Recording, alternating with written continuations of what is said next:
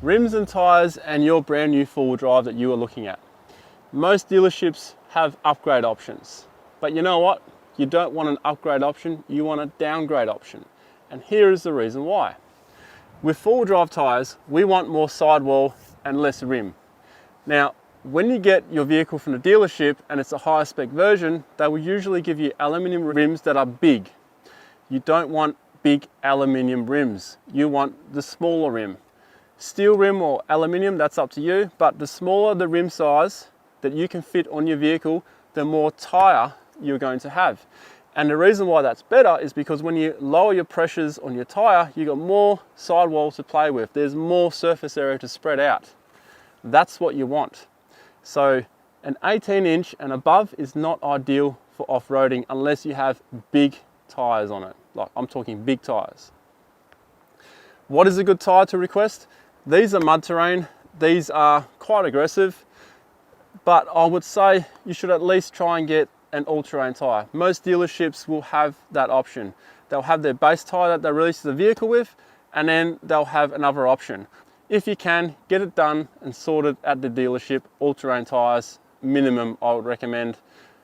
Don't take highway tyres off-road. And if you've got 19-inch rims, you're going to be in trouble.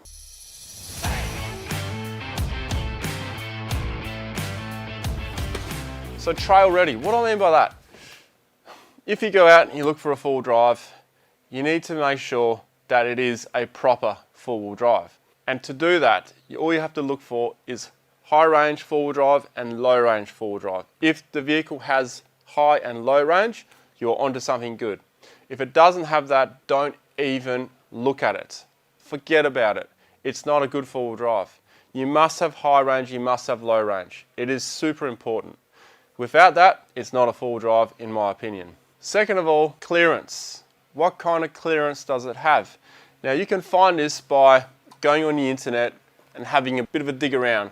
And for example, I had a bit of a look and I have found that an NP300 Navara has 220mm clearance. That's not bad.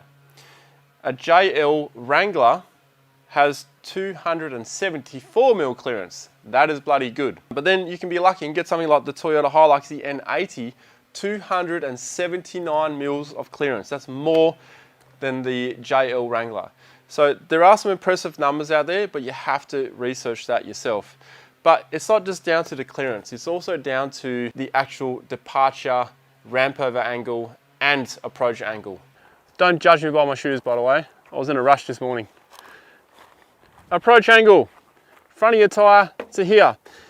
The further this angle is out, the worse the approach angle is. Now, of course, when you get your new four-wheel drive and you start modifying it by putting a bull bar on it, well, you are going to improve the approach angle because bumpers normally hang down a lot further for a sleek aerodynamic design. Ramp over angle, that's this one here. So you measure from both sides there on your screen right now.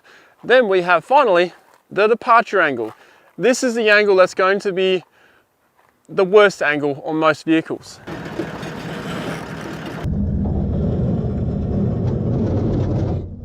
On this vehicle here, it's quite long as you can see because there's a lot of overhang. You'll find on a wagon, the departure angle is far better. You might ask, is that really important? It's probably not that important if you're going to modify the vehicle anyway. But if you want something straight from stock that's going to do well off-road, the last thing you want to do is damage the front end or damage the rear end because your departure and approach angles aren't up to scratch. So something to keep in mind. Not a deal breaker, something to keep in mind. Now, the favourite part about off-road ready vehicles is the fact that some of them come out with rear lockers. My GXL came out with front and rear lockers. Just knowing that, you know it's meant for off-road. It's meant for farming, mining, robust stuff. The same with the Jeeps, the Rubicon, that comes with front and rear locker. But getting lockers these days is much more vast now. For example, the Toyota Hilux, the N80, comes with a rear locker. The BT50 comes with a rear locker. The Ford Ranger comes with a rear locker. Just be mindful, it's not the base model. This Land Cruiser is not the Workmate, this is the GXL, so it comes with front and rear locker. Ford Ranger, it's only the Wildtrak. Toyota Hilux, it's the SR5, and I guess the Rugged X.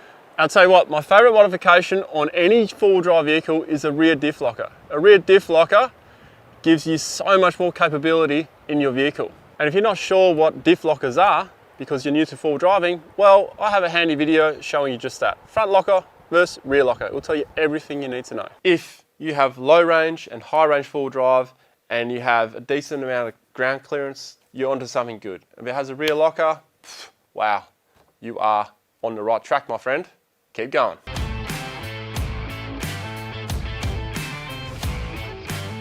Which is the ideal vehicle for towing? Look, there'll be people that disagree with me here, but from my experience, a dual cab ute, because it has a higher GVM, it has a higher GCM as well, which is a gross combined mass. Dual cab utes are usually longer in wheelbase. Longer wheelbase vehicles tend to tow better from my experience. I'm not saying that wagons are useless at towing, you just got to get the correct wagon. You got to get something that's powerful enough, depending on what you're towing too. If you're just towing a small trailer, hell, you could use a two-door Jeep Wrangler to tow, but it's not going to tow as well as the four-door Wrangler because it's got a longer wheelbase. It's just sitting better on the actual road, especially when there's crosswinds and a bit of swerving or whatever. A long wheelbase vehicle will tow better. If you are going for the big caravan, honestly, calculate your GCM, calculate your GVM, just get all those calculations correct. Please do so and don't buy the wrong vehicle. A 200 series Land Cruiser or a dual cab Navara is not the ideal vehicle to tow at its maximum capacity. They might say they can tow up to 3 or 3.5 tons, but I wouldn't recommend it. I would not recommend you tow that much. Just because it says you can, doesn't mean you should do it. If you're going to tow a caravan that's 3.5 ton, you should really look at an F250, a Silverado, a Dodge Ram, or a Tundra. Big bucks. But if you can afford to buy a 3.5 ton caravan, you got to be prepared to spend the big bucks anyway. Side note, also with towing, if you have a big touring setup and you were going to tow a caravan, it's not a good idea. If you're going to tow a caravan, unless you have a huge monster truck like a Silverado or those I just mentioned, forget having a touring setup. A touring setup is for camper trailers or camping out of the vehicle itself. If you are going to tow a massive caravan and you're going to have a 79 series fully loaded up with gear, there is no possible way you'll be able to stay under GCM, especially with a car full of passengers. And if you're towing a caravan behind you, of course you're going to have a car full of passengers, your wife, your kids, you know? So keep that in mind. You can't have both unless you have a big freaking monster truck. All right guys, you're about to see the last bit of advice, which is the best advice that I can possibly give you. It's to do with GVM. Without this advice, you are at risk of making the worst mistake possible when it comes to buying a new four-wheel drive for what you want to use it for. It's about 6 minutes long, stick with it. All right guys, so here we are with the GVM situation, gross vehicle mass. Two examples. This is an unfair comparison and I'll explain why in a little bit. This is a utility 79 series, similar to the one that I own.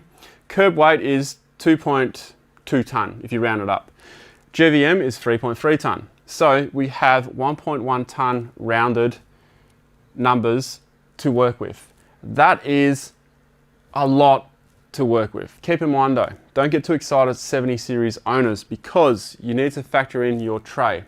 This curb weight is without a rear tray. And this is where people make a mistake and they put a big heavy steel tray on it because heavy duty, that's what sells them. Yeah, I've got a heavy duty tray on my Tough 79, wicked. Well, guess what? You've just lost 400 kilos and now you're down to 600 kilo load capacity. Keep it in mind, guys. The GVM upgrades. Now, most people own a 79 will have a GVM upgrade and they can get up to anywhere from 3.7 ton to 4.2 ton, which I think is absolutely ludicrous going to 4.2 ton, but people can do that. I'm surprised they can do it legally, to be honest. That is a lot of weight. That is double the weight of the vehicle when it rolls out from the factory. Like, you get my drift? That is a ridiculous amount of weight. The new load capacity can go to 1.5 to 2 ton. All right, so you're with me on that. That is a huge low capacity. Now, most people will be around the 1500 kilos for a fully kitted out tourer. That's the extra load they can put on it. And you'll be surprised how quick this gets taken up, or how quick this gets taken up. Keep in mind, my vehicle, my 79 series, at one stage weighed in at 4.2 tonne, and it wasn't GVM upgraded to 4.2. So keep that in mind. They can get grossly overweight very fast. Now over to the worst case scenario vehicle for touring. This Isuzu MU-X, in my opinion, is not a tourer. And you know what? It's not built to be a tourer. If it is built to be a tourer, well then they've done some bad work in my opinion. Curb weight is 2.157. Now that is almost the same as a 70 series Land Cruiser. That's pretty heavy, isn't it? The GVM is 2.6 tonne. So your low capacity is, let's round it up to 500 kilos, just to make even numbers. 500 kilo low capacity, that is less than half of what the 79 can do. Now, you can do GVM upgrades again, and you can go to these crazy numbers, but you can get it up to 800. All right, so now you get a rough idea, but when I spin this board, you are going to probably see your own vehicle on here, or the vehicle that you're considering purchasing. The hard truth. This over here is Alyssa mods. That is what's going to hurt us. This over here is a low capacity from standard without a GVM upgrade. This is how much those numbers over there are going to hurt us. As you can see, I've got the Toyota Fortuner pitted up against this Bravada Hilux. 1 tonne over here, 615 kilos over here. So very similar built vehicles, except for this is a utility, this is a wagon that can hold 400 kilos roughly more than this straight off the bat. And then look at the Ford Everest versus Ford Ranger. It's a similar pattern here. 600 kilos more than the Everest. The D-Max, 500 kilos more than the MU-X. There's a bit of a pattern going on here, as you can see. The wagons are not meant for load carrying, which means that their GVM is quite low. But there are some surprising numbers here. For example, the LC200 and the LC76, these two bad boys here, 830 kilos low capacity each. That is pretty damn impressive. And the other two impressive ones here are the Land Rover Disco 4 and the Nissan Y62. That's pretty impressive. So they're the wagons that actually impress me when you compare them to the Utes, which are designed as utilities. But here is the biggest disappointing factor, and I hope I have this wrong, because if I don't have this wrong, Jeep have made an absolute mongrel of a vehicle here. The Jeep Gladiator, 550 kilos.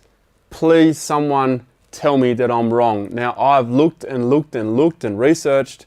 That's the figure I keep coming up with. That is a very poor low capacity for a Jeep Gladiator. That is terrible. In my opinion, they have failed in making a utility. That is just appalling.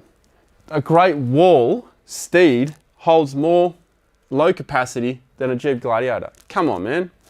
But you know what is impressive? The JL Jeep 4-door. I did not expect that to be able to hold about 600 kilos. That is impressive. It holds more than a bloody Jeep Gladiator. I don't understand. I can't fathom this. What is going on? Hopefully I got it wrong. Comment down below and let me know. Time to look at the red numbers. General mods. Bull bar, winch, lights, dual batteries, rock sliders, fridge slide, drawers, roof rack, general cargo being 120 kilos. I'm being super generous here. Normally people bring a lot more. Once you add the Mrs. Hairdryer, the kids' toys, all your knives and your axes, all those things, that's gonna add up, man. Water, 45 kilos. Yeah, I guess roughly people bring 45 liters. Fuel, 80 liter tank. Well, I know fuel's lighter than water, but let's go 80 kilos. Passengers, 230 kilos. That is 2 adults and 2 children. Now the children are about 30, 20 kilos, okay? So they're not like, we're not talking overweight people here. I'm being generous. That equates to 825. Guess what? 825. These are still good. All of these are over GVM already. And you know what? There's still more to go. Oh, and this one. There's still more to go. There's things that I left out. Now this is what most fully kitted tourers will have. Some will have even more than this. For example, a rear bar. Who carries a rear bar? Mostly wagons. Wagons carry rear bars because they need to carry the spares somewhere. That's an extra 75 kilos. So these are already outgunned now from the weight. Then we have the spare tyre that sits on the back, your 6th tyre. Your tools and more fuel because now you are a long range tourer, and the list goes on. And just a rough adding that up, and that's being generous, that should be way more than what it is. We have 1,070 kilos. The only ones that are still in with a chance, really, are all the utilities except for the Jeep Gladiator, because that is just pathetic unless I got it wrong, as I said earlier. So there you go, guys. Wagons versus utes when it comes to GVM. There is something you need to consider. It's a hard pill to swallow if you're really fixed on one of these wagons. Yes, you can get a GVM upgrade. Yes, you don't need all the gear over here, but the sad truth is a lot of people don't realize this and they just keep whacking stuff on their vehicle. They got the wrong vehicle to start with, and boom, there you go. So if you are in the market for a new four-wheel drive or even a used four-wheel drive, I would highly recommend you consider the utility side over here. I hope that helps you out, but this is one of the most important things you need to factor in when it comes to four-wheel drives when you buy it. This is the magic. Now, if your car's not on here, all you have to do is find the curb weight, find the GVM, subtract the curb weight off the GVM, and there is your load capacity. That's how you can work it out with your vehicle. Most cases, you can get GVM upgrades that go anywhere from 300 kilo to about 500 kilo. Some even more ridiculous. But there you go, guys. I hope that helps with the GVM. This is important, guys. Don't let it slip out of your decision making. Well, I hope all that advice helps you out, and I would like to know what's some advice you would like to give to people as well. Put it down in the comments below. Best advice for new four-wheel drive vehicle buyers, down below. Anything that can help other people out, because that's what this video is all about. It's to help you guys from not putting your money into the wrong vehicle, saving money, making the right choices, having a vehicle that you enjoy having and you'll have for years to come, so you can head out and enjoy the outdoors. So thanks for watching, and very soon I shall reveal what new vehicle that I've bought personally, because I've gone through all these decisions myself, and you'll see which ones I made a compromise on very soon. Thanks for watching, guys. Take it easy and good luck with buying your new vehicle. Cheers.